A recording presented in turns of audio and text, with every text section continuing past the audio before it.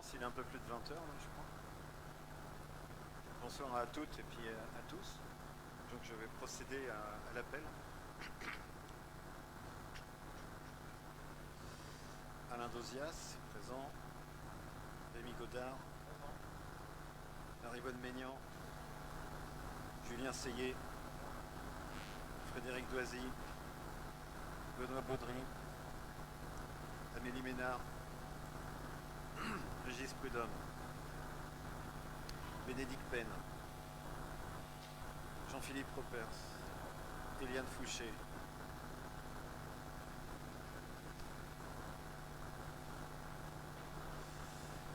Philippe Estrade. Nathalie Santon-Ardouin. Katia Betoncuo. Nathalie.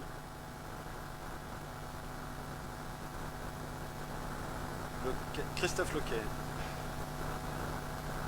Armel Genon. Cédric Machefer. Delphine Richard. Aurélie Chausse-Pied. Amandine Raymond. Aurélie Chausse-Pied. Stéphanie Allais.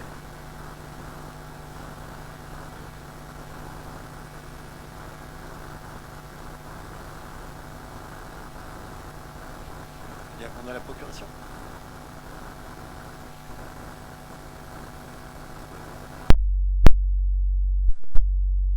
Un bout de papier. Signature. Non mais je n'ai pas là.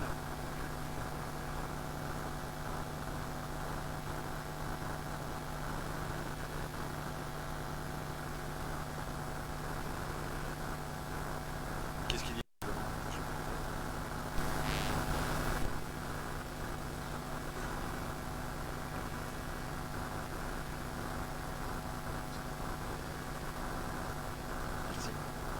Séverine Marquis,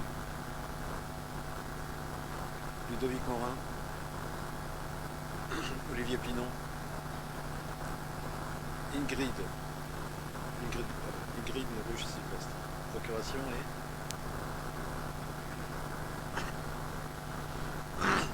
Thomas Grippon, Lénie Proton, Claudette Turc.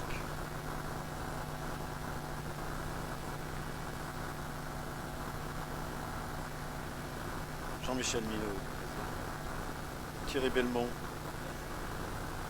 Didier Leget, Audrey Guillemot et Magali Cochin-Papin.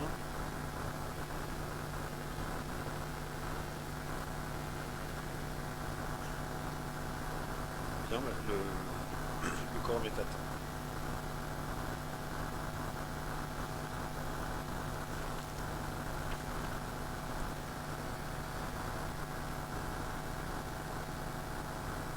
Désigner un secrétaire de séance qui est Madame Aurélie Chausse-Pied. Faire passer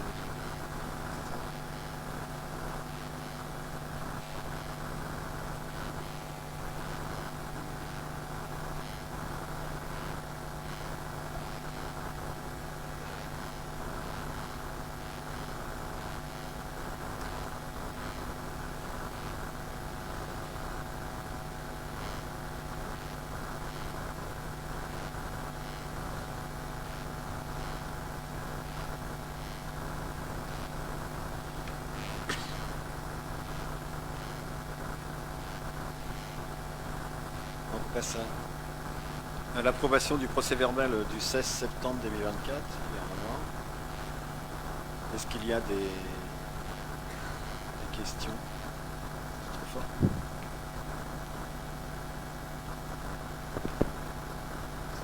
Oui, monsieur Belmont. Oui, c'est une remarque. Lors du précédent justement procès verbal, on avait évoqué le fait qu'on n'avait pas reçu le PowerPoint présenté par monsieur Godard le 1er juillet. Donc il avait été noté de nous l'envoyer et nous ne l'avons toujours pas reçu. Voilà, si on pouvait l'avoir. Posez la même question que toi Thierry à la secrétaire de Madame Gilles qui m'a dit que ce document était sur le site, c'est ça? Sur comment ça s'appelle, le site internet de la collectivité, et vous y aviez accès, qu'elle vous avait prévenu. Voilà. Donc ce document-là vous est accessible. Très bien. Est-ce qu'il y a d'autres remarques sur le procès? On va passer au vote. Qui vote contre? Abstention? Merci. À l'unanimité, il est adopté.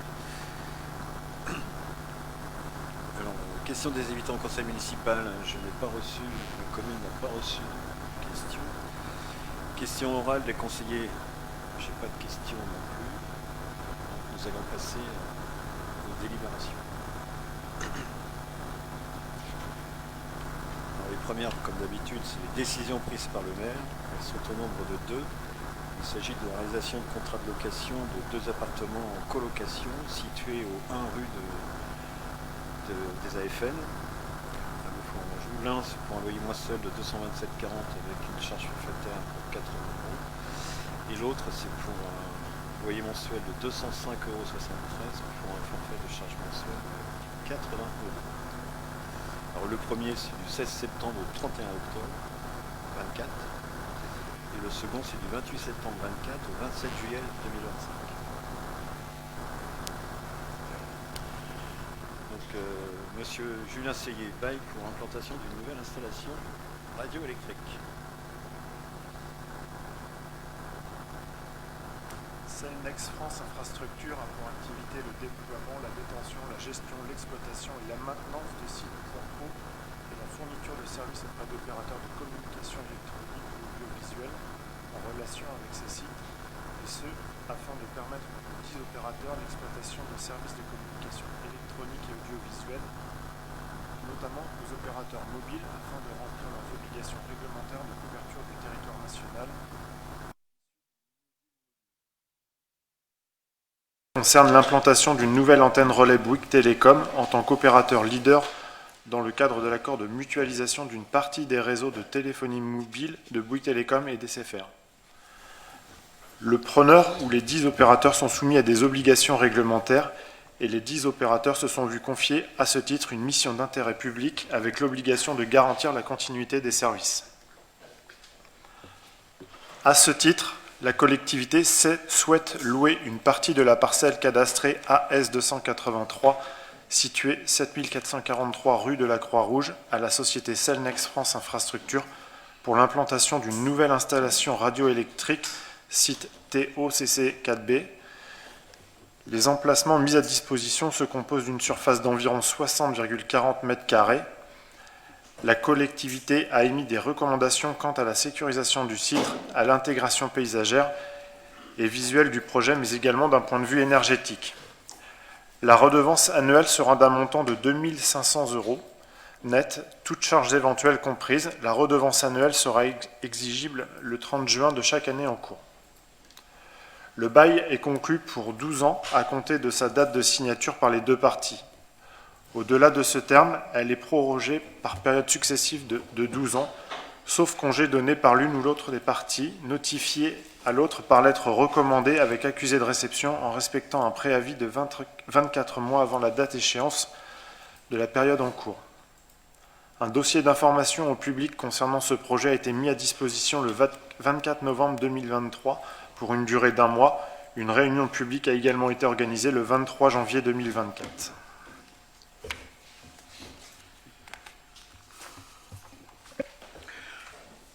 Est-ce qu'il y a des questions? Monsieur Léger? Oui, ce projet avait été vu en commission urbaine et puis lors de la réunion. Et il y avait eu un certain nombre de questions levées et je pensais que ça allait revenir en commission urbaine. Bon, on le voit arriver directement en conseil municipal et on n'a pas de réponse aux questions qui avaient été évoquées. Entre autres, on avait évoqué l'accès qui se fait actuellement, d'après ce qui est prévu, par la salle des esquisseaux. On avait évoqué peut-être en commission, en commission ou en réunion publique, hein, je ne sais plus exactement à quel moment, mais un accès peut-être par la 347 pour éviter que quand les techniciens interviennent sur cette antenne, ne soient pas obligés de passer à un endroit où il y a du public, hein, aux Esquisseaux, il y a pas mal de public, hein, avec tous les clubs sportifs qui y sont, et entre autres pas mal d'enfants. On n'a pas eu la réponse à ça, et on voit que ça arrive sans avoir été bougé. Il y avait été aussi évoqué peut-être de façon à intégrer mieux au paysage cette antenne. Il existe maintenant des antennes arbres qui sont, alors forcément on les voit toujours, mais plus discrètes, plus intégrées au paysage. Il avait été évoqué d'en parler à la société qui doit installer ce pylône pour voir si c'était possible, dans quelles conditions, comment, et de nous présenter en même temps un projet, une photo d'intégration dans le cadre. On n'a pas vu tout ceci. J'aurais aimé savoir si tout ça, ça a été discuté et qu'est-ce qui en a été. L'antenne arbre, c'est la liberté de l'opérateur qui finance le projet de nous dire oui ou non. Ils font un effort d'intégration au paysage avec un nouveau type d'antenne bas carbone, avec une intégration paysagère bois-métal. Il me semblait l'avoir transmis par mail quand je l'ai eu.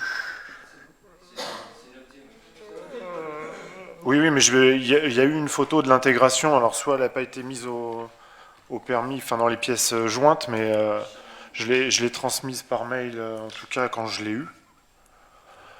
Concernant l'accès, de toute façon, le site sera fermé au montage de l'antenne pour des raisons de sécurité. Et l'intervention des techniciens sur l'antenne, il est occasionnel, peut-être 1 ou 2 fois par an, et ils peuvent se déplacer à pied pour ensuite accéder à l'antenne. Et le site sera sécurisé, fermé.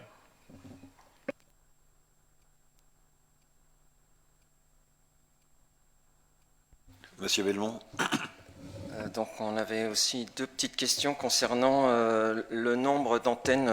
Est-ce qu'il y a un nombre maximum d'antennes? Là on sait qu'il y a un opérateur qui peut éventuellement mettre à disposition son antenne pour d'autres opérateurs. Est-ce qu'on a une limite du coup du nombre d'installations à cet endroit-là? Alors l'antenne va accueillir un réseau mixte Bouygues et SFR. Elle pourrait accueillir un nouvel opérateur dessus. Et si l'antenne devait évoluer vers la 5G, parce que là c'est une antenne 4G actuellement, ils devront refaire une procédure mairie avec le dossier d'information mairie, etc. Donc s'il y a des travaux sur l'antenne ultérieurement, on le verrait venir. Donc là pour l'instant c'est 2 opérateurs SFR et Bouygues, éventuellement un 3e s'ils le souhaitent.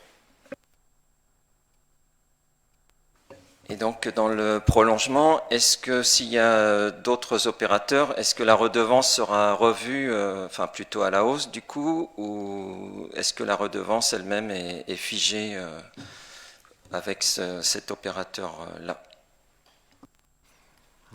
C'est une bonne question Thierry, je ne vais pas pouvoir te répondre. Je te dirais que vu qu'elle est déjà elle peut évoluer, je pense c'est figé pour moi. Donc la réponse est non. On a, un complément par rapport à la redevance, j'ai sondé dans les communes voisines ce qui était fait en termes de redevance et on est dans les fourchettes.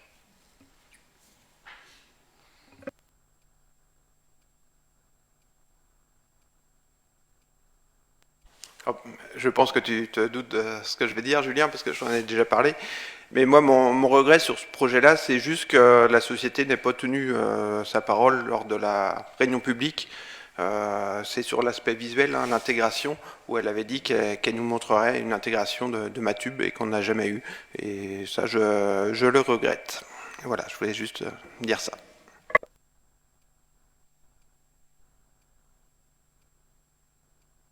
D'autres remarques, questions? Non?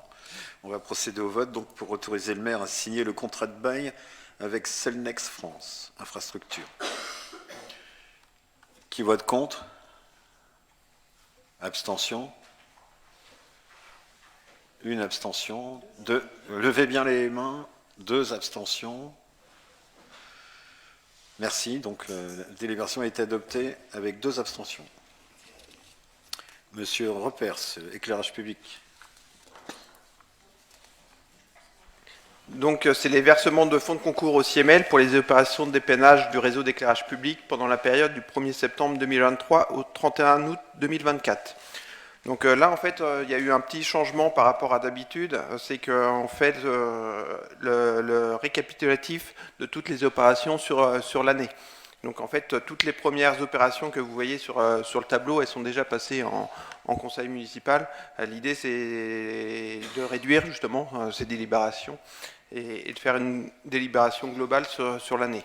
Donc du coup, il y a seulement l'opération EP 021 24 410 qui n'était pas passée au conseil municipal précédemment. Donc le coût des opérations sur l'année est de 9 055,31 € avec un taux de fonds de concours de 75%, donc un montant à verser au CIEMEL de 6 791,48 €.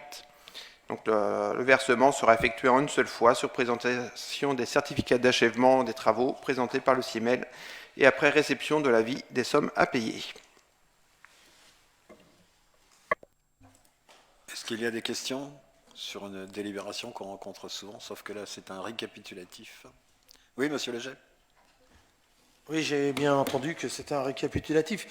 Donc, parce que là, monsieur Repers vient de nous dire qu'il y avait 6 791,48 à mandater, mais celles qui étaient déjà passées, on les a déjà mandatées?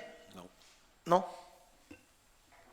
Le paiement, de toute façon, c'était ce qui était indiqué à chaque fois lors des dernières délibérations, c'est que ça serait tout à payer en même temps au 31 août. Donc il n'y a pas de problème. Monsieur Godard.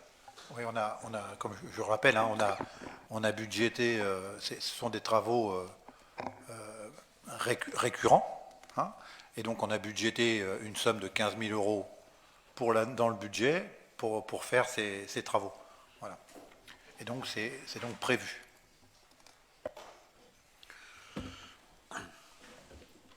D'autres remarques, questions?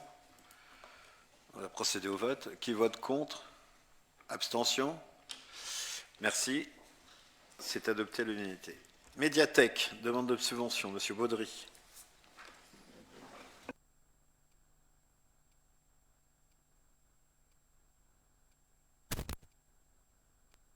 Médiathèque, demande de subvention pour l'édition 2025 de l'action Parole invitée.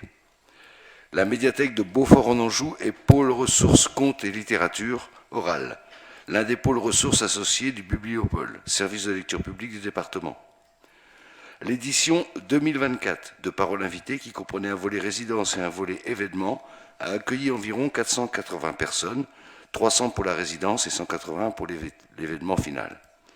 Public intergénérationnel, résident majoritairement, et vraiment on est plus de 85%, à Beaufort-en-Anjou, mais aussi dans d'autres communes du département, public scolaire, public en situation de handicap, IME, EHPAD. Ce projet s'inscrit dans la politique culturelle du département du Maine-et-Loire, sous le volet soutien aux événements et résidences de littérature et bande dessinée. Dans le cadre de Parole invitée, la médiathèque invite le conteur et auteur Gilles Biswern, qui proposera un parcours pour plusieurs classes de mai à juin 2025, ainsi qu'un événement festif du 10 au 14 juin 2025. Lors de cet événement festif seront également invités Béatrice Rodriguez, autrice illustratrice, et Elsa Guette, musicienne. Les objectifs de cette action sont les suivants. Favoriser l'accès à l'offre culturelle locale et consolider les conditions d'accès à la culture de l'ensemble des publics. Favoriser la rencontre avec des œuvres et des artistes de qualité. Permettre au public, notamment aux jeunes, de s'exprimer artistiquement. Aborder des enjeux du monde contemporain par le biais du conte et de l'oralité. Mettre en valeur le pôle ressources, contes et littérature orale, pôle ressources associé au Bibliopôle, réseau de lecture publique du département. Donc vous avez tout le descriptif de l'action que vous pourrez regarder tranquillement. Je vous propose donc de demander une subvention d'un montant de 2 326 € pour l'édition 2025 de cet événement, dont le budget est le suivant. Donc vous l'avez avec le tableau montant des charges, des dépenses et des recettes.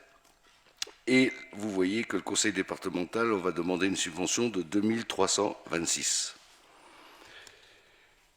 Donc, projet de délibération, vu l'avis de la commission culture en date du 13 mars, favorable au développement de l'action culturelle et parole invitée du pôle ressources comptes et littérature orale dans le cadre du projet d'établissement et de la médiathèque. Considérant la politique culturelle du département du Maine-et-Loire sur le volet soutien aux événements et résidences de littérature et bande dessinée. Est-ce que vous avez des questions ou des remarques? Oui? Monsieur Belmont.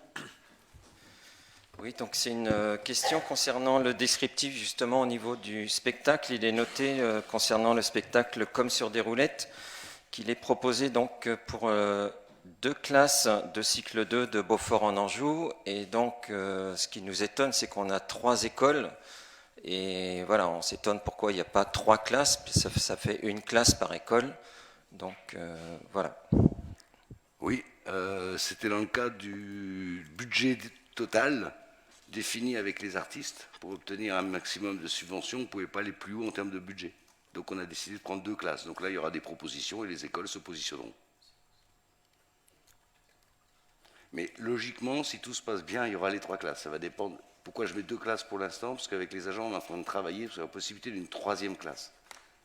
Et ça, ils y tiennent. Les agents, je peux vous dire qu'elles tiennent qu'il y ait 3 classes. Mais bon, pour l'instant, on l'a inscrit à 2 classes par rapport au budget. Après, ça va dépendre de la disponibilité. Là, c'est en négociation avec l'auteur, le comédien conteur, qui a dit oui, il n'y a pas de souci pour une 3e, mais il faut qu'on cale ça en termes techniques. Mais je ne peux pas vous l'affirmer là, au jour d'aujourd'hui. Mais sachez que les agents et le conteur en sont bien conscients. Et tu as raison. Voilà, donc on préfère bien sûr la fin de la réponse dans la mesure où voilà, on va tout faire pour que 3 classes soient proposées à 3 classes. Mais la réponse en permanence du fait du budget, c'est vrai que voilà, alors, ça pose question régulièrement. Et là, notamment aussi, comment on fait pour exclure une classe ou une école qui demanderait à participer, quoi. Hormis ne pas avoir eu l'information, parce que ça peut se passer comme ça aussi. Oui, tout à fait, mais il n'y a pas qu'une question de budget, il y a aussi une question de timing de l'auteur, des temps disponibles. C'est toute une négociation qui n'est pas que sur l'argent, qui est aussi sur le temps disponible. Mais tu me reposeras la question au mois de mai, je te confirmerai sans doute qu'il y a 3 classes. Mais pour l'instant, là, au jour d'aujourd'hui, on ne pouvait pas écrire 3 classes. Mais le compteur qui vient souhaiterait aussi les 3 classes, il n'y a pas de souci, même 4, 5, 6 si on pouvait, quoi.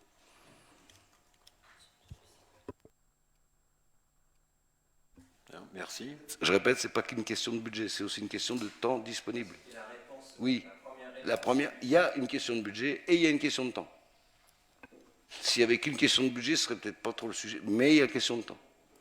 Si c'est une question de temps, ne dites pas non plus 4, 5, 6, 7 classes. Enfin, vous voyez, à un moment donné, la réponse, ce qu'on souhaite, c'est celle, on va essayer de travailler avec l'auteur pour avoir 3 classes et proposer à chacune des écoles. Voilà la réponse.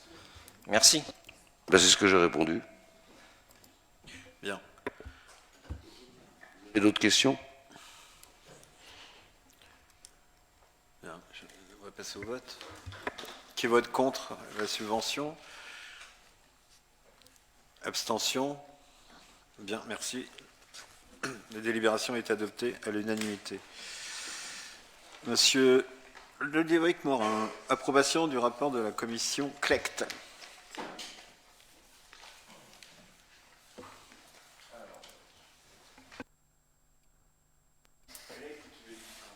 Ce qui veut dire commission locale d'évaluation des charges de transfert. Alors, je vous rappelle que nous avons désigné à la demande de la communauté de communes Beaujois-Vallée de représentants du conseil municipal afin de siéger à la commission locale d'évaluation des charges de transfert. Cette commission, qui s'est réunie le 29 août dernier, a constaté qu'aucune nouvelle charge n'avait été transférée à la communauté de communes en 2024. Elle s'est également positionnée sur le montant des charges évaluées selon la méthode dérogatoire révisable chaque année. Depuis 2023, la totalité des dépenses et des recettes liées à l'activité collecte et traitement des déchets est intégrée au budget annexe aux déchets. Celui-ci est financé par une redevance des ordures ménagères incitative. Il n'existe donc plus, à ce titre, de charges de transfert dérogatoires, lesquelles concernaient Baugy-en-Anjou, La Pèlerine et Noyant-Village. Les charges de transfert restantes concernent 2 opérations d'aménagement confiées à Alter. Les participations correspondantes cesseront en 2026 pour la ZAC de la Poissonnière et en 2029 pour la ZAC Sainte-Catherine 3 et seront déduites des charges de transfert l'année suivante.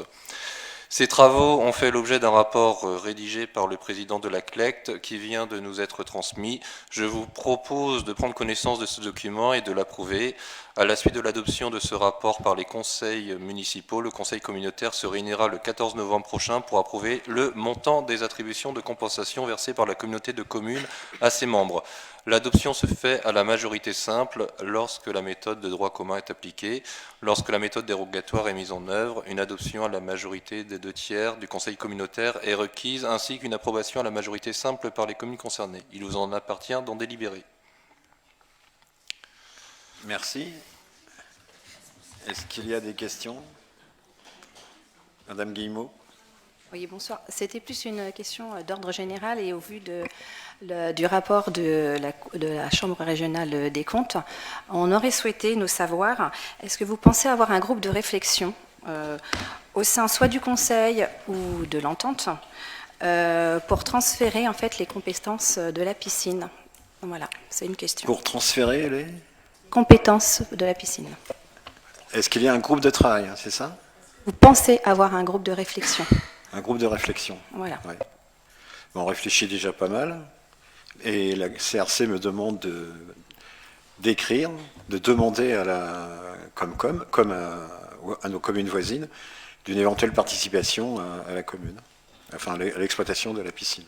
Voilà. Donc le groupe de réflexion, c'est quelques-uns pour écrire une belle lettre, dans le sens de ce que souhaite la CRC.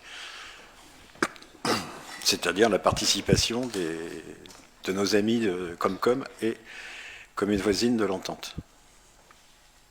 Et vous savez qu'on touche une attribution de compensation de 800, je ne sais plus maintenant, 435 000, ça doit être ça, qui vient de la Comcom. Donc ils jugent déjà qu'ils participent beaucoup, hein, je vous le rappelle. Et de la Comcom et nos communes voisines.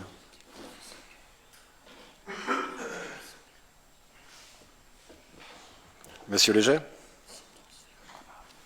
Non, oui, on touche des attributions de compensation, on est bien d'accord. Maintenant, on voit bien, et le rapport le prouve, qu'à un moment, ça ne couvre pas tous les frais de la piscine, aussi bien en fonctionnement et même en investissement à venir, quand on voit les travaux qu'il va y avoir. Et donc là, l'idée est vraiment d'essayer, peut-être même au sein de la Comcom, de faire un groupe de travail pour que les piscines du territoire soient reprises par la Comcom dans la globalité. On a vu que Noyant faisait des travaux sur la sienne. Bon, Baugy a certainement des travaux aussi à faire à des moments.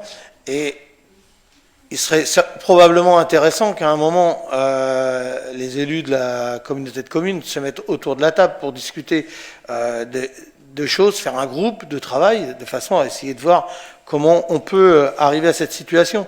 Alors les attributions de compensation, oui, comme vous le dites, les communes de l'entente participent par l'intermédiaire des attributions.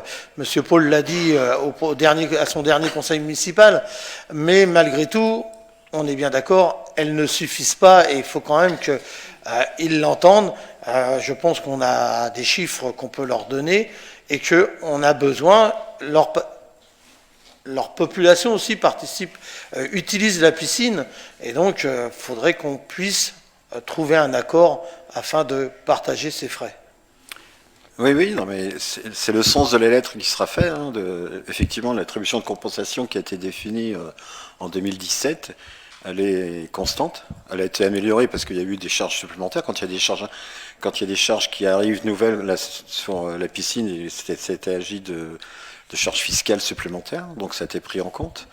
Mais au moment de 2017 et la répartition des compétences, les piscines, à l'époque, hein, moi j'y étais pas, mais à l'époque, les piscines étaient compris comme des équipements de proximité, et donc étaient hors compétence comme, puisque c'était de proximité. Alors maintenant, la proximité, c'est l'entente. Et effectivement, nos travaux à faire, nous aussi, si vous dites que nous voyons des travaux, nous aussi, on a des travaux en prévision et qui ne sont pas des moindres, hein, parce qu'il y a, il y a de l'entretien. Elle a 10 ans maintenant, la piscine, hein, donc il y a des choses qui sont faites. Je crois que le budget prévu, il y a 2 ans, c'était 1 600 000 €. Donc de travaux, différents travaux, hein, pas qu'un de travaux, toiture, les tripodes, puis des compresseurs, enfin des choses comme ça, enfin voilà. Mais on va faire une lettre pour tenter de changer ça, oui, et puis de faire prendre en compte le futur, les travaux à venir. Quant à la piscine, je vous rappelle que le rapport d'activité a dit qu'il y avait 14% de Beaufortais, hein, de mémoire, ou 15, oui. Bah, on va essayer aussi d'utiliser ces éléments-là comme argument pour dire que faites quelque chose. Mais je vous rappelle que ça a été tamponné très fort en 2017 comme étant des équipements de proximité et non pas de compétences communautaires. J'ajoute que dans les documents de la CLEC, il est prévu à l'intérieur de cette compensation un budget pour l'investissement qui est insuffisant, mais qui est prévu, qu'on aurait peut-être pu mettre de côté au fil des années pour les flécher sur les travaux de la piscine, ce qui n'a pas été fait. Et donc, il n'y a pas de réserve pour la piscine aujourd'hui.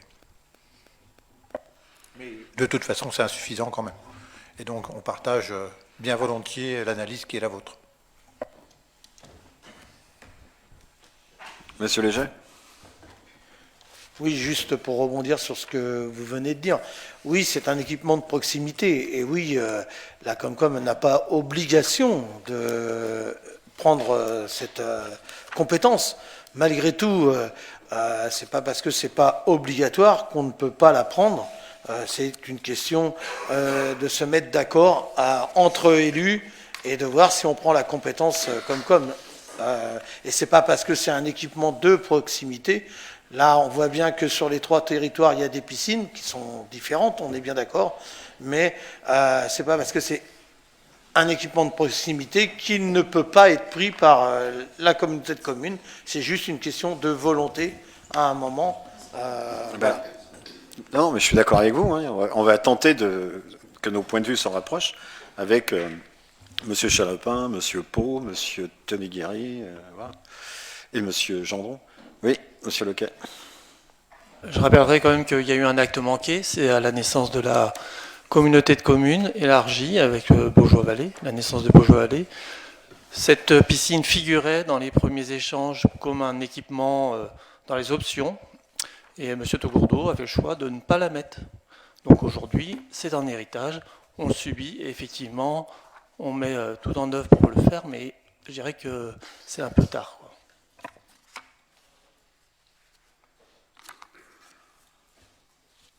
Monsieur Léger ? Alors, ce n'est pas M. Togourdeau qui a décidé de ne pas la mettre dans la piscine, c'est que la communauté de communes, à sa construction, on n'avait pas le choix. À un moment, il y avait obligation de créer cette communauté de communes, de l'agrandir. Et donc, à ce moment-là, il y avait les prises de compétences. Les personnes qui étaient à ce moment-là, je dirais, personne ne voulait prendre les piscines.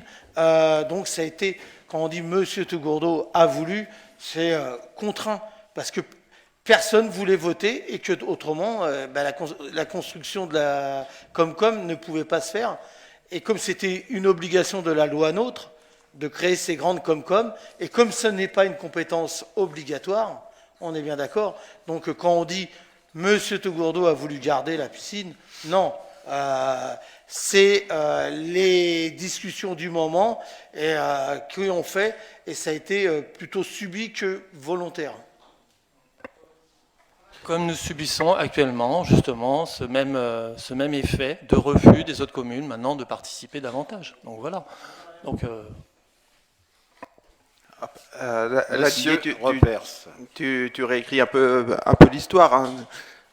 Ça a été... Monsieur Togourdeau ne voulait pas que ça soit communautaire.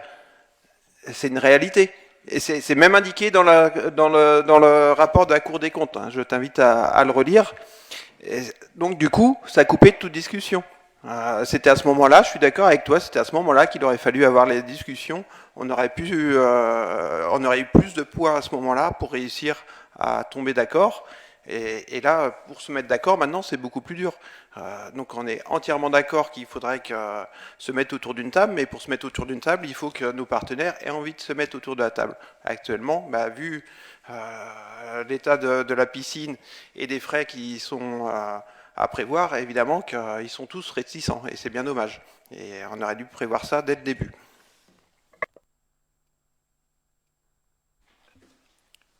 Monsieur Minot, alors.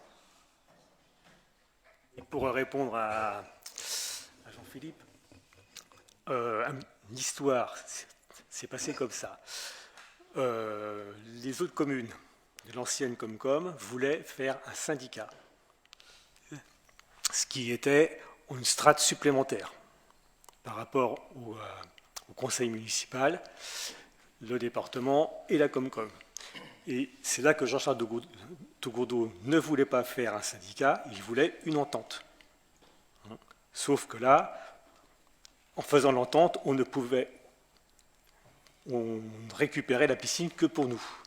S'il y avait eu un syndicat, peut-être que la commune de Mazé, la Ménitrée et Bois d'Anjou auraient pris la piscine. Mais le choix a été fait comme ça. Merci de ce rappel, Monsieur Minot. Monsieur Belmont, vous vouliez la parole? On va un peu se répéter, mais c'est quand même pour dire que la construction de la piscine s'est faite sur un bassin de vie. Donc il y a évidemment l'endroit où la piscine est construite, mais elle a bien été construite avec l'ancienne communauté de communes, avec les communes actuelles de l'entente, donc à savoir... moins la Ménitrée, je crois. Moins la Ménitrée à cette époque-là, tout à fait, mais Mazé-Milan, les Bois d'Anjou, et puis Beaufort en Anjou. Oui. C'est bon? D'autres observations? Donc on va revenir à la CLECT. Est-ce que vous êtes... alors on va voter. Contre? Abstention? La délibération est adoptée à l'unanimité. On va passer sur les rapports annuels. Alors on va commencer par la qualité du service public de l'assainissement collectif. Alors je vous rappelle, c'est les trois qu'on va voir, collectif, non collectif et puis l'eau potable. Tout ça, ce sont des compétences Comcom. Alors, j'ai fait une synthèse pour ces trois documents. Je rappelle que la population desservie concernant donc l'assainissement collectif, c'est 23 000 habitants. Le nombre d'abonnements en 2023, c'est 10 573 au total, dont 5 182 pour le secteur vallée. Il existe un abonné qu'on appelle non domestique, c'est-à-dire que c'est une entreprise qui est à Baugé et qui sont les établissements de ville. Le volume facturé, le total, c'est 850 817 mètres cubes. Pour la vallée, 435 589 mètres cubes. Le linéaire de réseau qui existe aux totalités, c'est 200,7 km et la vallée, 69,7 km. Des ouvrages d'épuration pour les eaux usées, ils sont au nombre de 31 ouvrages de traitement. Et pour Beaufort, nous avons la STEP, que nous appelons la STEP, qui a été mise en service en 1990, qui rejette dans le Couanneau. Et son arrêté de fonctionnement date du 9 mai 2012. Elle a une capacité de 6200 équivalents habitants. Et nous en avons une à G, qui elle était... Alors la première, c'est traitement chimique, enfin traitement par bout, là, oxygéné. Et puis la AG, c'était disque biologique, qui date de 2007, qui rejette dans un fossé et dont l'arrêté date du 23 novembre 2005. Et elle est pour un équivalent habitant de 350. Les évacuations des boues se font par valorisation agricole, c'est-à-dire qu'on les répand dans les champs, ou, comme à Baugé, il y a du compostage qui est fait. Et il y a aussi le lagunage, donc c'est ce qui est fait à Beaufort avec la STEP, donc qui permet de... tous les 10 ans, on lagune, c'est-à-dire qu'on retire les boues qui sont accumulées dans les lagunes. En 2023, pour Beaufort-en-Vallée, 49 tonnes en épandage agricole. Et pour G, 350 mètres cubes qui ont été envoyés dans des traitements en station agréée. Concernant la tarification, l'abonnement coûte 52 € en 2023. Et je précise qu'il coûtera 54 € en 2024. Le mètre cube est de 2,05 € en 2023 et il sera de 2,2 € en 2024.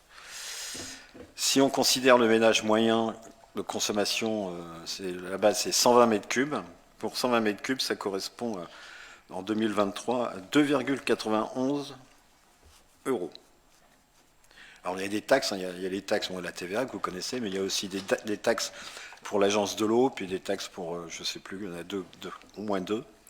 Donc en additionnant toutes ces taxes, plus les prix qu'on pratique, on arrive à un tarif de 2,91 en 2023 et qui sera de 3,09 en 2024. Les recettes du service au total sont de 2 372 801 € en 2023.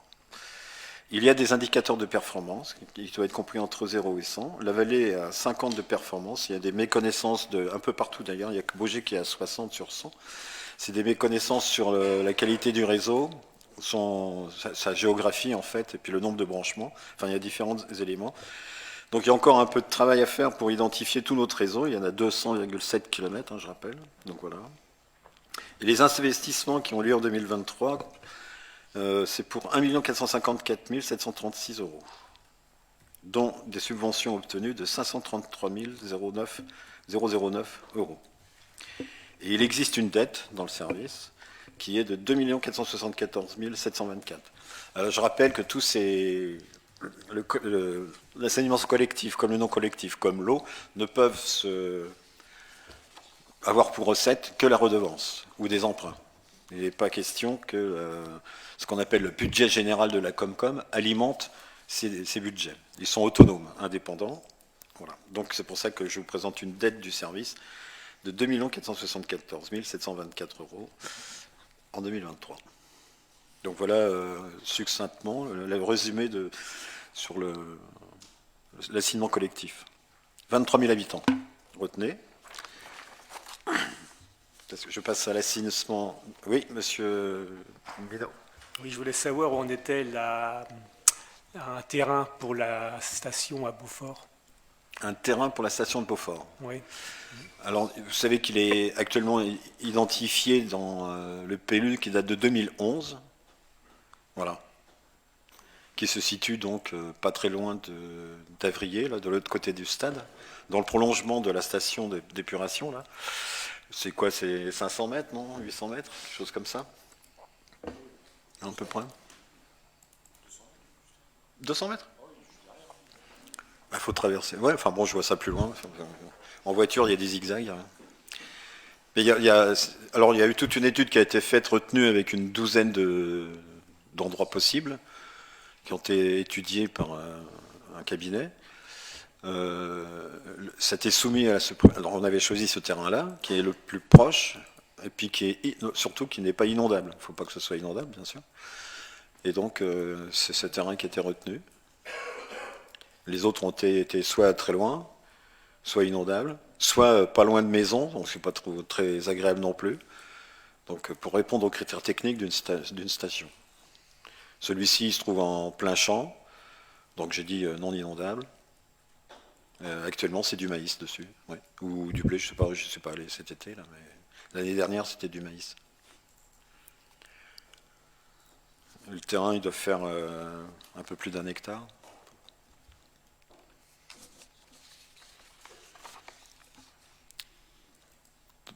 D'autres questions sur le collectif? Non. Alors, concernant l'assainissement collectif, donc, alors oui, j'ai pas dit l'entretien, les travaux qui sont faits sur le réseau non collectif, c'est une régie sous-traitée, hein, c'est un marché de service. Tandis que le réseau non collectif, c'est une régie. Il y a 2,9 ETP qui travaillent sur ce réseau. On a Beaufort-en-Vallée, on a 525 installations pour 1339 habitants. Pour la communauté de communes Beaujois-Vallée, la totalité des habitants, c'est 15 096 habitants qui ont l'assainissement non collectif. Alors, il existe un indice de mise en œuvre, c'est-à-dire il est de 100, donc on est au top. C'est l'identification des zones où on connaît les installations, beaucoup d'installations, je ne vais pas dire toutes. Elles sont conformes, il y a un règlement qui existe, on essaye de les rendre conformes. Elles sont vérifiées tous les 8 ans. La tarification, alors c'est un tarif à la prestation en fonction de ce qui est fait, c'est pas au mètre cube bien sûr. Donc c'est une intervention parce qu'il s'agit d'interventions de contrôle de la conformité. Il y a des interventions sur la conception, aide à la conception pour les gens qui veulent installer leur système d'assainissement. Donc à chaque fois c'est payant, il y a un tableau qui récapitule les différents tarifs. Et puis il y a surtout, quand il y a une vente de maison, il y a de facto le contrôle qui est fait et donc des facturations. Les recettes en fonctionnement en 2023, c'était de 134 410 €. Et alors là, j'ai les dépenses de fonctionnement qui sont de 120 887 €.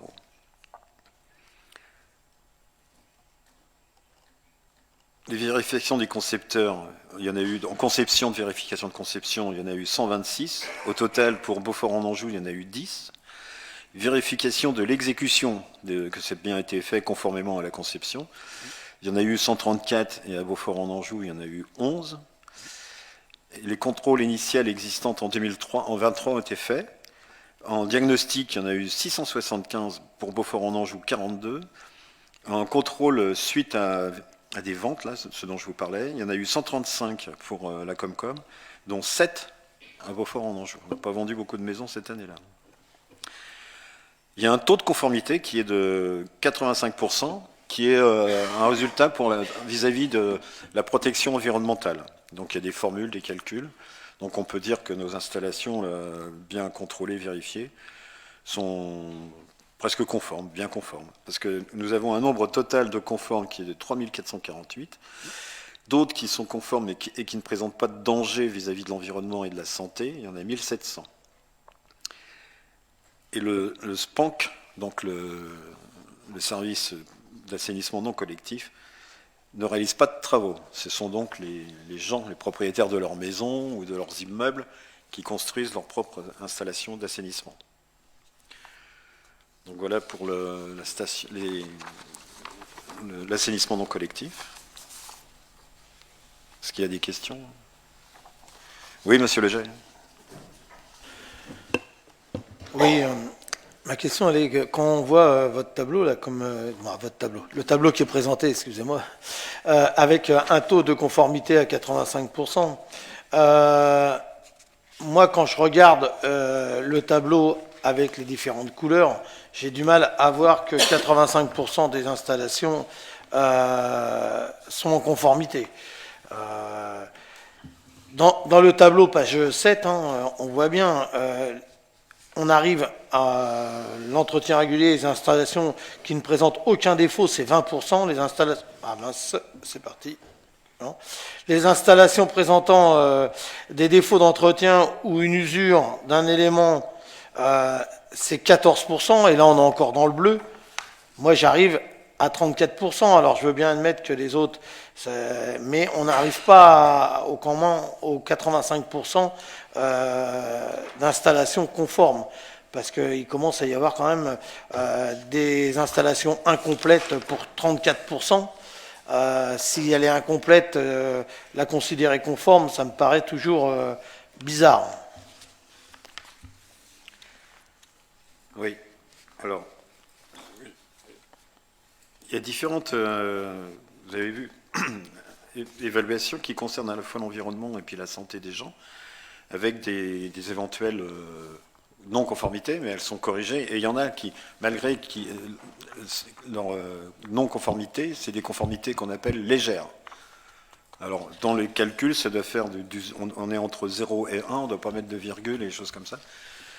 Qui fait que, globalement, on peut estimer que l'ensemble de nos installations non collectives, là, des immeubles, reste quand même d'une bonne qualité vis-à-vis de l'environnement. qui est estimé donc au travers des calculs différents qui sont faits plus fins que ceux qui sont présentés là certainement, à un taux proche de, enfin qui est annoncé à 85%. Oui, elles ne sont pas un danger pour l'homme, mais malgré tout, elles sont quand même. Il y en a quand même un certain nombre. Là, même quand on regarde le camembert, 28%, oui, d'installations qui ne sont pas un danger pour la santé, mais il y a quand même. Ben oui, mais c'est un risque quand même pour l'environnement. Si elle fonctionne mal, il y a forcément un risque pour l'environnement. Ben là, si vous voulez, les 28% dont vous parlez, c'est une installation ne présentant pas de danger pour la santé des personnes et ou un risque pour l'environnement. Voilà. Ça dépend certainement des quantités qui doivent être très faibles. Ou de la qualité où ça fuit. L'eau est peut-être déjà un peu, enfin les éléments sont peut-être déjà un peu apurés.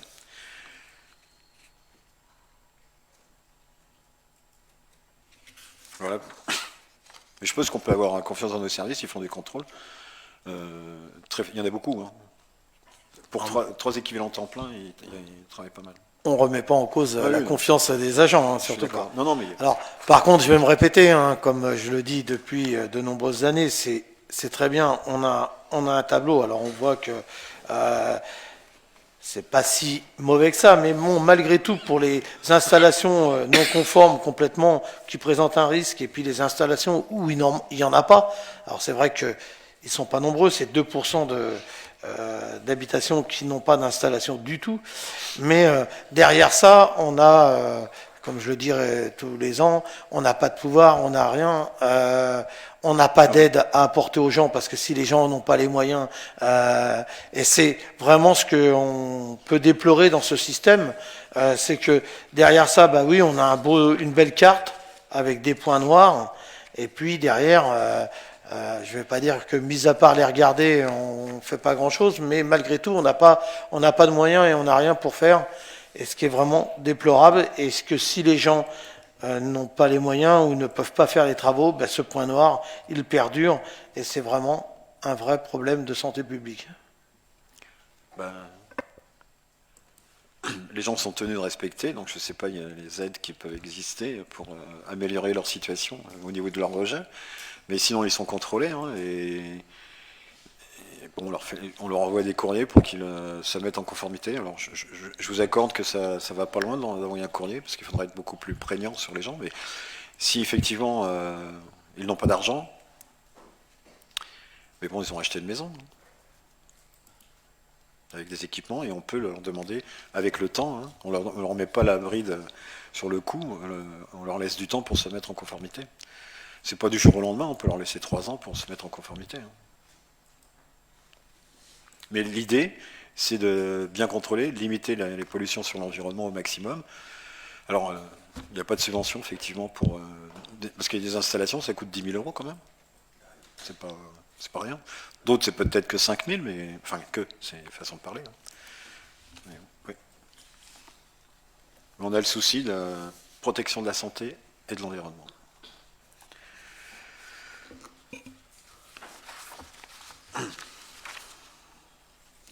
On peut passer à l'eau potable.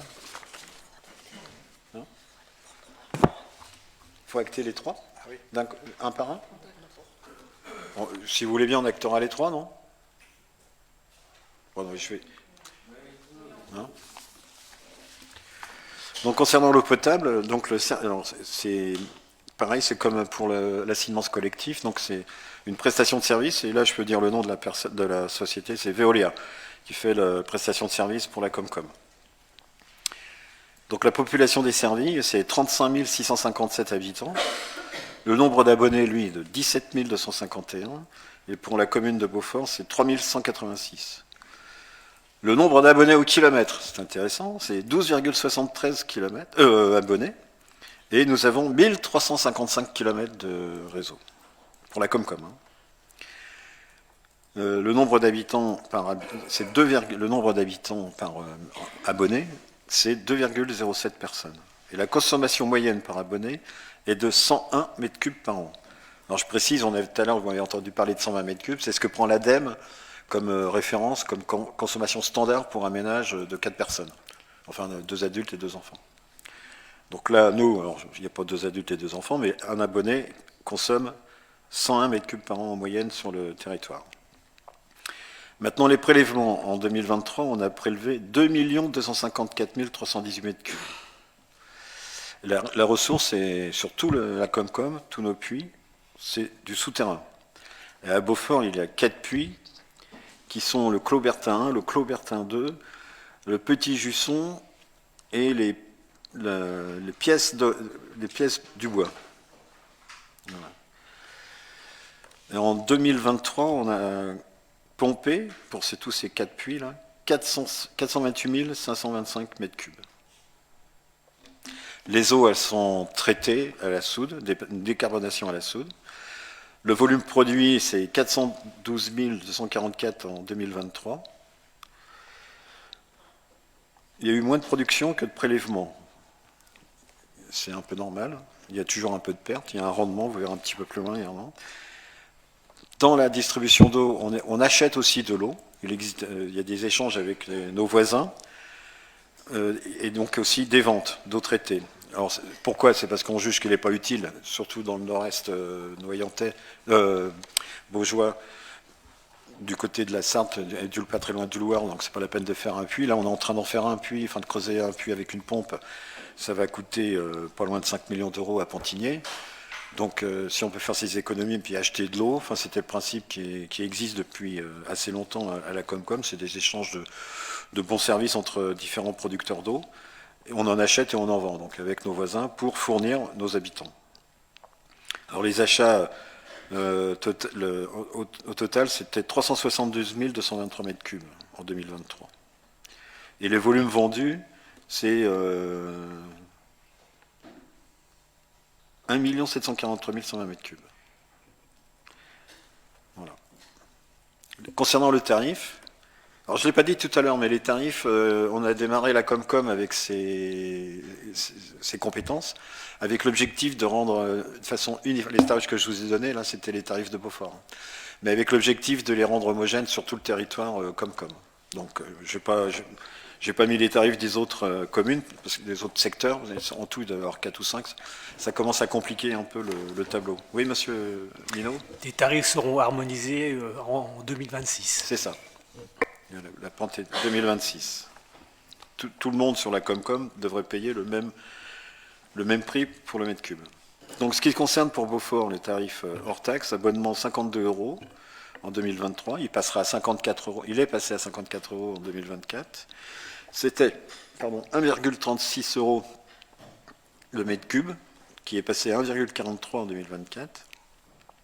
Ce qui fait, comparativement avec un ménage de 120 m3, qui consomme 120 m3, en TTC, 2,26 € en 2023, qui est passé à 2,35 € en 2024.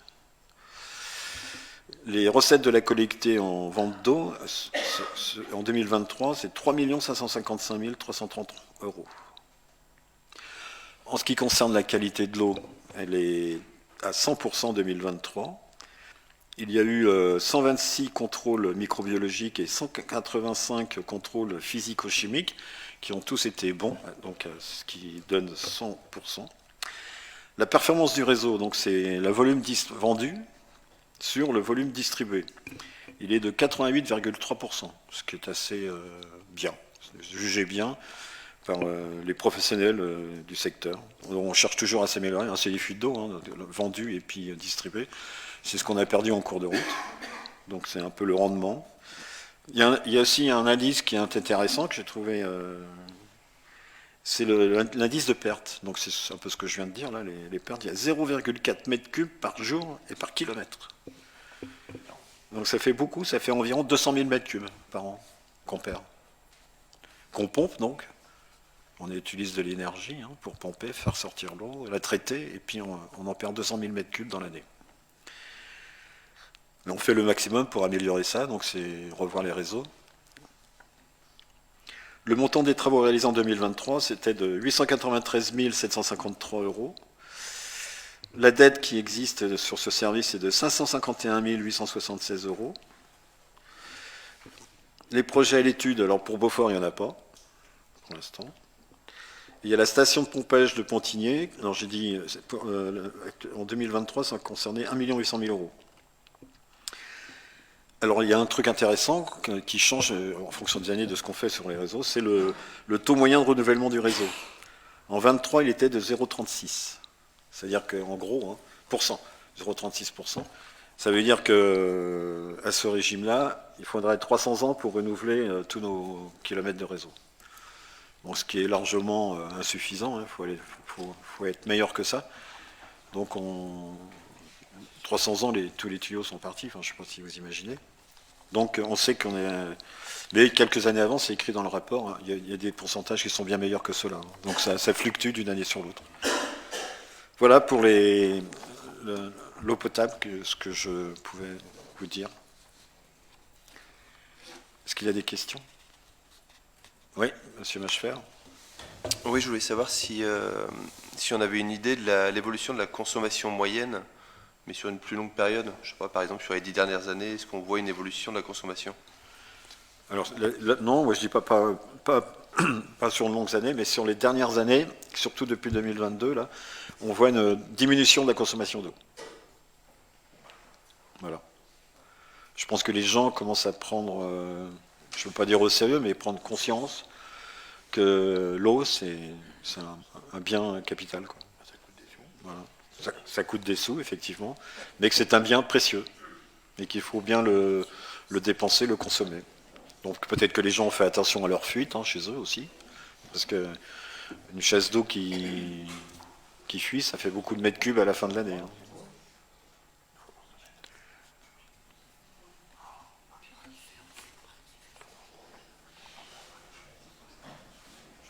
Là, j'avais 101 mètres cubes par an pour... je vous avais donné que la consommation moyenne abonnée en 2023, c'était 101 mètres cubes, et en 2022, c'était 104 mètres cubes. Donc ça fait 3% de moins, à peu près. Non, mais c'est bien que les gens consomment moins, font attention. Bien, monsieur Léger. Par rapport à ce rapport, on peut quand même se féliciter et féliciter le prestataire, parce que on voit bien que quand même les chiffres sont très bons. Je suis sûr que des territoires en France nous envieraient ces chiffres, autant dans le rendement et des choses, et ils continuent de s'améliorer.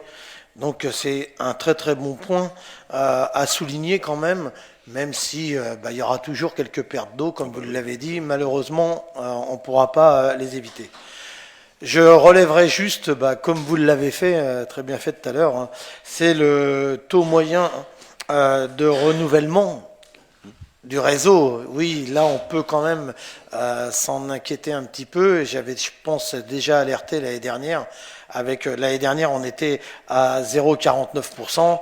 Cette année, on en a fait encore moins, 0,36%. Il y a eu des années où on en faisait quand même beaucoup plus.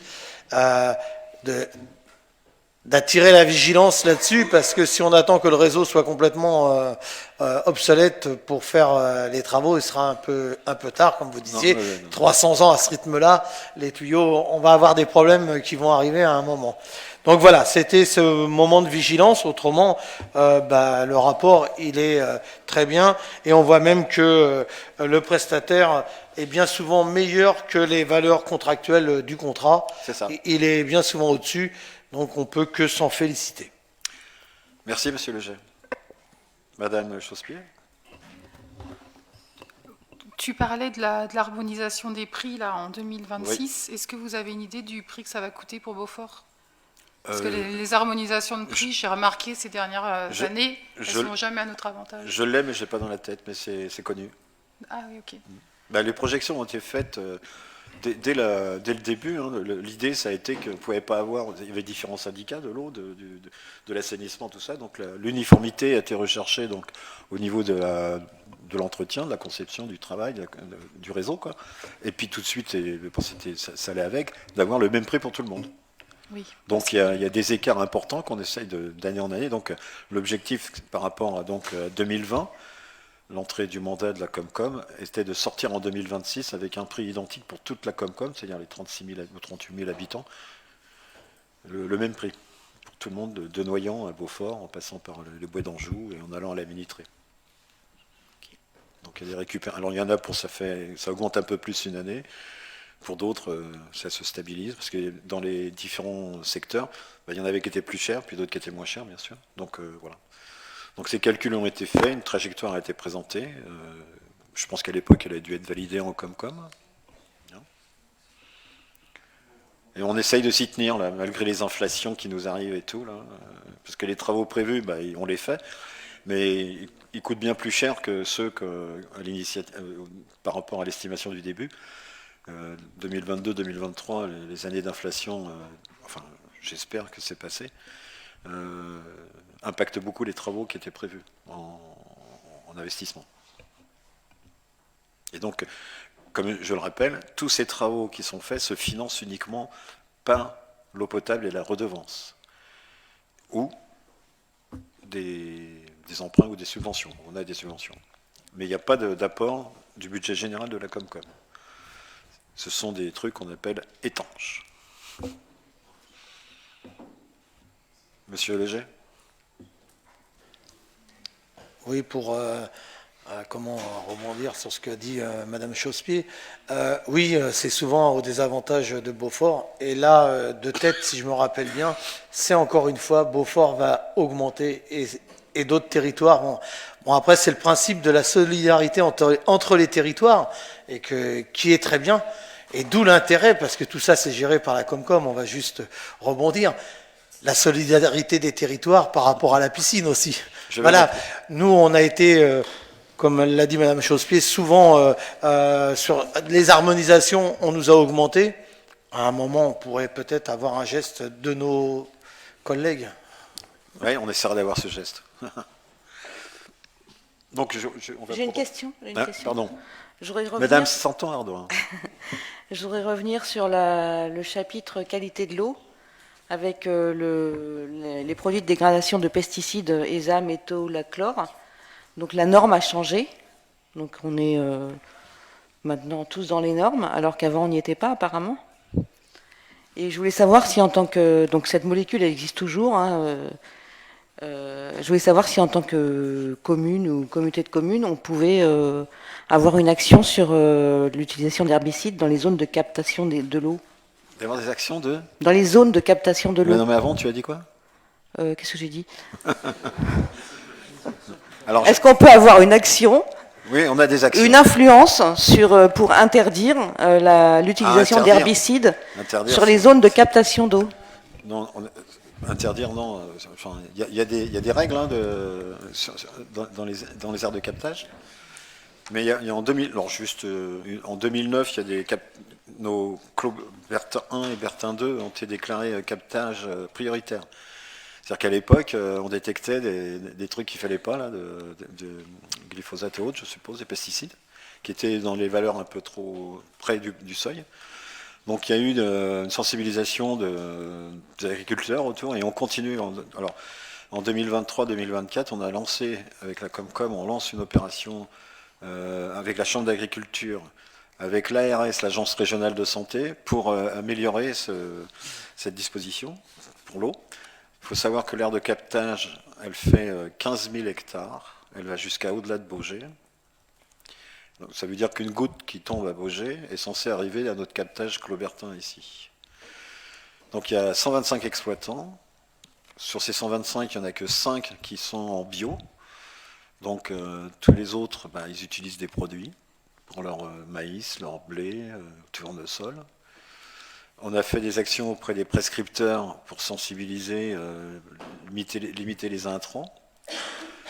Alors ça, on a des statistiques, enfin c'est pas des statistiques, c'est des relevés qui ont été faits depuis quelques années, une bonne dizaine d'années, quinzaine même, et on voit bien la diminution du taux de pesticides dedans. Voilà. Mais on est très faible. Hein. Et il y en a une, j'ai plus le nom en tête parce que c'est toujours des noms compliqués, mais l'ARS en a déclassé une qui n'est plus, qui maintenant n'apparaît plus avoir la même nocivité que ce qu'elle était auparavant, la façon. C'est peut-être l'influence des industriels. Hein. Comment? C'est peut-être une influence des industriels. Ça, je sais pas, c'est l'ARS, moi, je sais pas. C'est l'ARS qui a déclassé ce truc-là, cette molécule. en la rendant, on la contrôle moins. Mais c'est vrai que, de toute façon, on trouve que ce qu'on cherche. Donc il y a plein de trucs qu'on ne cherche pas. Mais on est conforme à la loi, on se plie à la loi. On fait des actions, hein, donc, pour le maîtriser. Et on a une eau de très bonne qualité. Bien, on va prendre acte de la présentation de ces rapports. Alors, c'est tout. On a pris acte. Voilà. Prenons. Et on recommencera l'année prochaine. Et il nous reste un point à l'ordre du jour.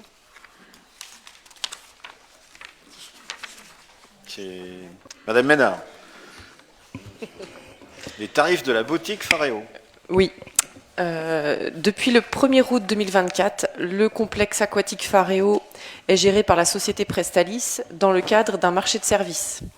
À ce titre, la commune de Beaufort-en-Anjou perçoit des recettes, y compris celles de la boutique, par une régie de recettes instaurée le 10 juillet 2024. Afin de pouvoir encaisser les produits de la boutique, il convient d'en déterminer les tarifs. Donc je vous propose de prendre connaissance des tarifs selon le tableau ci-dessous. Alors vous avez plusieurs articles qui va du maillot de bain adulte, enfant, aux lunettes adultes, enfants également, aux chaussures pour l'aquabike, avec différents tarifs. Voilà. Est-ce que vous avez des questions quant à ces tarifs ? Des questions ? Oui, monsieur Leger. La question n'était pas sur les tarifs. Les tarifs, ils sont ce qu'ils sont. C'est surtout comment on faisait, parce que pour pouvoir encaisser, il fallait qu'on vote les tarifs. Et comment ça se passait depuis le 1er juillet, du moins le 1er août, que la délibération, entre août et aujourd'hui, je suppose qu'on en a vendu, ou qu'il y en avait en vente. Et comment ça se passait si la délibération n'était pas prise ? On va rattraper. Techniquement, je ne sais pas, ils entraient, et là en l'occurrence, officiellement, ils pourront être dans les comptes de la commune.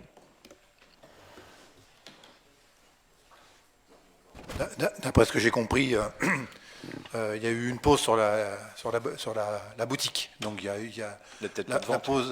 boutique n'avait pas été remise en place de façon à attendre cette délibération. Je ne crois pas qu'elle soit en place actuellement. Il n'y a pas de boutique en ce moment. Donc il fallait d'abord délibérer pour pouvoir remettre. Et le fait que Madame Bouillet, Madame Bouillet, qui est la nouvelle directrice de l'équipement, soit maintenant en permanence dans notre équipement, on est en train d'avancer pour régler ces points de détail et offrir un service complémentaire à l'équipement Phareo. Oui, Audrey Bouillet, qui est donc directrice de Phareo, est en poste officiellement à temps plein depuis le 1er octobre. Oui. Donc voilà. On les a mis en retraite.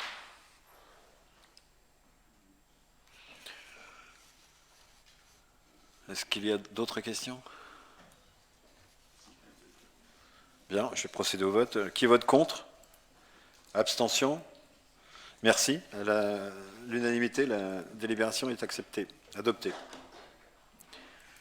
Bien, nous voilà arrivés au terme de nos points à l'ordre du jour. J'ai quelques informations diverses à vous communiquer.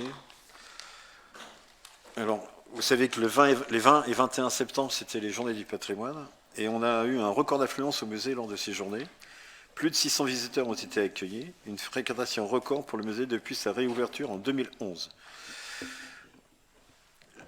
Je rappelle que le musée, il n'est pas ouvert toute l'année, et sa fermeture est prévue le 3 novembre, pour une réouverture qui se passe au printemps, 5 avril. Voilà. Samedi, nous avons organisé l'accueil des nouveaux habitants, samedi dernier. Il y a eu 29 familles qui sont venues. Ça a été bien accepté. Il y avait les conseillers municipaux qui étaient présents. Merci à tous, ceux qui étaient là, de votre présence.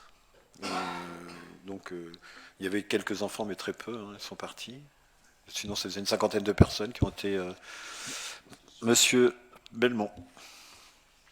C'est simplement parce que nous avons été interpellés, il y a des personnes qui sont arrivées à Beaufort l'année précédente et du coup il n'y avait pas eu cet accueil. Et donc voilà, donc je leur ai dit qu'il y avait un oubli. Est-ce que ces personnes-là auraient pu s'inscrire pour cette année? Enfin voilà, je ne savais pas trop quoi répondre. Nous on avait mis, on avait compté sur une année, mais bon, si les personnes étaient venues, on ne les aurait pas refusées. Hein, c'est pas... Mais et puis l'année prochaine, on recommencera. Donc pour l'année, si les gens veulent profiter, venir. Là, vous voyez, pour une année, donc c'était de septembre à septembre, en gros. Il y a eu 29 familles. 29. Alors, je sais que ça s'est fait, mais il y a une dizaine d'années, facile. Hein.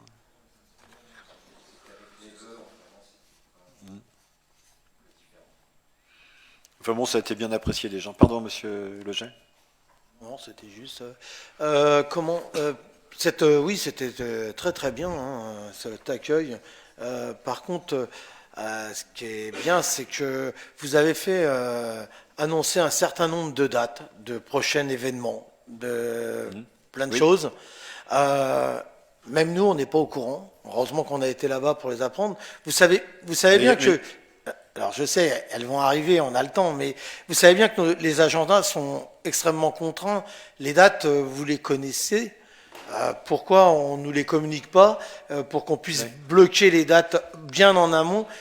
Les dates, elles étaient validées vu que vous les avez annoncées samedi. Il y a quelques dates qu'on devait définir la date, enfin quelques événements pour lesquels on devait définir la date parce que ça rentre dans le cadre des dimanches qu'on appelle comment, Bénédicte, les jours travaillés pour les personnes, c'est ça?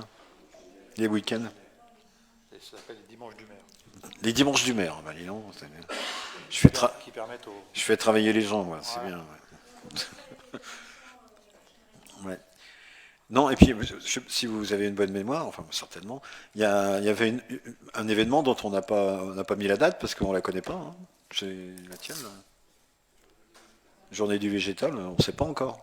Donc toutes ces dates-là, on les a figées il n'y a pas très longtemps. Donc, et la raison essentielle, c'était qu'il faut fixer ces dates de travail du dimanche là, avant le 31 décembre, c'est ça? Quelque chose comme ça. Et puis, si on en avait plus que 5, il faut que ça passe à la Comcom. Donc il fallait qu'on s'y... Là, nous, on en a 5. Donc voilà. Donc voilà la raison pour laquelle on a donné quelques dates. Non, mais bon, pour les dates avec les ouvertures de commerce, il n'y a pas de souci. Mais si je prends un arbre, une naissance qui va arriver, voilà, cette date, elle a été annoncée, ça n'a pas d'incidence, donc elle est verrouillée. Oui, on a entendu certaines dates qui ne sont pas complètement validées, mais au moins, dès qu'il y a des dates de validées, si on pouvait les avoir, parce que voilà, il faut vraiment qu'on puisse les mettre à notre agenda et qu'on puisse voir si à bloquer et à être présent. Voilà. Alors, je crois que c'est le 14 décembre, hein, c'est ça? Donc notez tous, parce que tout le monde n'était pas là. Et puis nos chers auditeurs et spectateurs, il faut que je regarde là-bas, hein. Notez bien que le 14 décembre, il y a l'opération Un arbre, une naissance. Combien il y a d'arbres? Tu sais? Non, je connais pas le nombre d'arbres, parce que je pense que les inscriptions sont encore possibles pour les parents qui ont eu une naissance sur cette année 2023. Non, et ce 14 décembre, ce sera également un temps de remise des lauréats, enfin des prix aux lauréats du concours des jardins fleuris et des jardins potagers.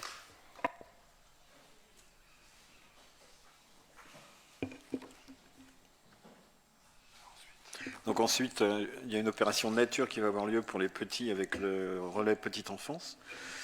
Le relais petite enfance recherche des graines, des plantes, du matériel de jardinage et des petites boîtes. Festivage. Donc on a eu, c'est la semaine dernière, jeudi dernier, 200 convives étaient réunis au goûter cabaret du jeudi 10 octobre dernier. L'événement s'est déroulé dans une ambiance conviviale et joyeuse, avec une doyenne de 101 ans et un doyen de 95 ans, que j'ai eu l'honneur de faire la bise. J'étais très... Voilà. Aux deux, hein. Non, mais moi, j'adore ces gens, très bien. Donc,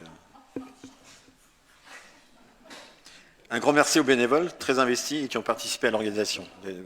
Pour organiser, ça paraît facile comme ça, mais il faut quand même quelques bénévoles, hein, madame Vazy, pour bien réussir l'opération. Le spectacle a bien plu, petit spectacle de chansons cabaret. Nos anciens ont bien apprécié. De nouveaux composteurs collectifs ont été inaugurés au MEL. Alors ça, c'est peut-être peu connu. Il y a eu un article et tout, mais c'est au fond du MEL. Il y a des... Du mail. Il y a des... Ça s'écrit MAI.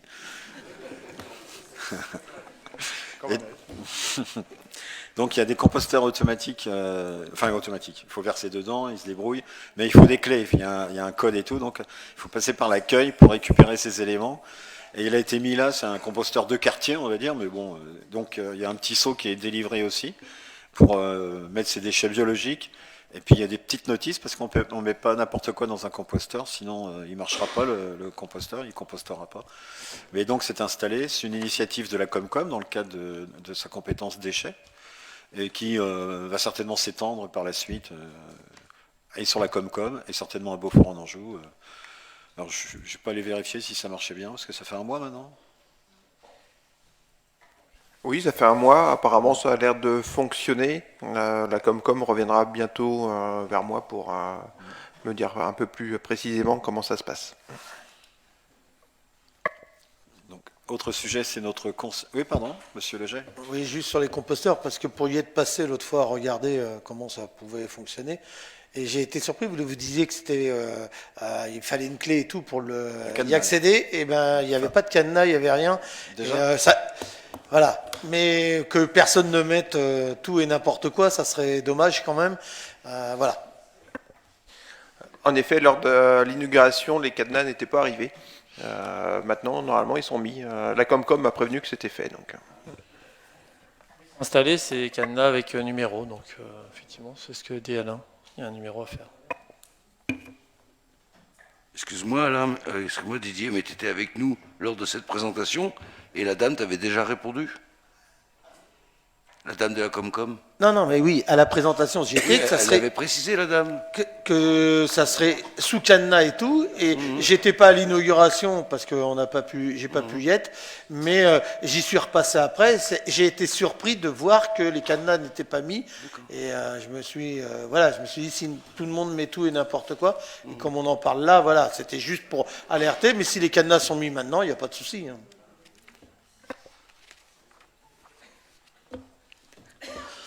Un événement important qui se déroule actuellement, là, c'est le Conseil municipal des jeunes. Donc, avec la rentrée des classes, il y a des changements, il y a des élections. Donc, les élections partielles auront lieu le 15 octobre pour le CMJ des écoles et celles pour le CMJ collège, elles se sont déroulées le 3 et 8 octobre. Donc, on va avoir de nouveaux élus CMJ. Vous l'avez remarqué certainement qu'il y a des travaux dans la ville, c'est les travaux d'assainissement qui concernent la Petite Porte. Et après, ça concernera le boulevard des entrepreneurs. Alors je rappelle que les commerces restent disponibles et ouverts pendant toute la durée des travaux. La ville a signé une convention avec le SDIS pour faciliter l'intervention de ses agents sapeurs-pompiers volontaires. Cet accord permet d'intégrer des heures d'intervention, c'est ce qu'on a voté la semaine dernière, le mois dernier, si vous vous souvenez bien. Les mairies de Beaufort et d'Auger seront exceptionnellement fermées le samedi 2 octobre, parce que le 2 novembre. Le 1er novembre étant férié, et un vendredi donc. Par contre, la permanence citoyenne sera ouverte, donc je serai présent de 10h à 12h le samedi 2 novembre. La campagne de sensibilisation Octobre Rose est lancée depuis le début de ce mois. Retrouvez aussi toutes les actions proposées en Maine-et-Loire en page agenda du site internet de la ville, donc rendez-vous sur le site internet pour voir les manifestations Octobre Rose. Le temps fort itinérbus et escales ont commencé. Les petits documents ont été distribués dans le trait d'union, donc les programmes, donc je pense que les gens sont bien au courant. Et il y a le 27e semi-marathon qui s'est déroulé dimanche il y a 8 jours. 1600 coureurs ont franchi la ligne d'arrivée sur les 3 courses. Alors bravo à tous les participants, bénévoles, coureurs et partenaires. qui se sont, comme à l'accoutumée, c'est un beau succès. J'ai eu le plaisir de remettre des prix avec M. Chalopin.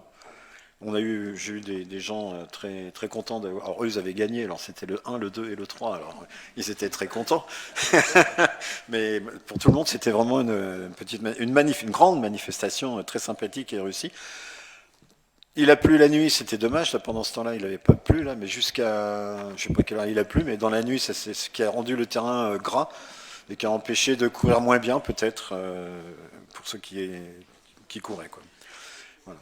Je rappelle qu'il y avait le semi-marathon, le 10 km, le 6 km, de la marche nordique. Il y avait aussi du 500 mètres pour les petits. Enfin, vas-y, Cédric, tu veux dire juste un mot? Oui, non, en effet, je voulais. Donc, oui, donc il y avait un 6 km, un 10 km, le semi, la marche Octobre Rose, qui était le lancement aussi d'Octobre Rose, donc c'était important. La marche nordique, les animations enfants. Et je voulais remercier justement particulièrement Jérôme Bretéché pour l'organisation, toute l'équipe de bénévoles. C'est le président de l'ESVA. C'est le président de l'ESVA, le président l'organisateur du semi-marathon de Beaufort depuis au moins 15 ans pour Jérôme, donc c'était important de le remercier. Et je voudrais aussi prendre ma casquette de coup dans l'autre sens en tant que bénévole, remercier aussi le travail des agents qui a été important pour la préparation, notamment des services techniques dans les marais qui ont vraiment fait du bon travail. Bien. Monsieur Belmont. Du coup, oui, par rapport à l'ordre du jour, on imaginait un conseil assez court et c'est très bien, ça va se finir rapidement. La question est la suivante, on se posait la question pour savoir s'il y aurait un temps de convivialité à l'issue des prochains conseils. Est-ce que c'est quelque chose que vous pensez remettre à l'ordre du jour? On sait que c'est une question de budget. Maintenant, voilà, s'il y avait ce temps-là à l'issue des conseils, nous serions présents, pas forcément jusqu'à pas d'heure, mais quand même à l'issue. Voilà. Oui, bah, écoutez, pour l'instant, le temps de convivialité, on en fera un d'ici la fin de l'année. Je ne suis pas généreux, mais les temps sont durs.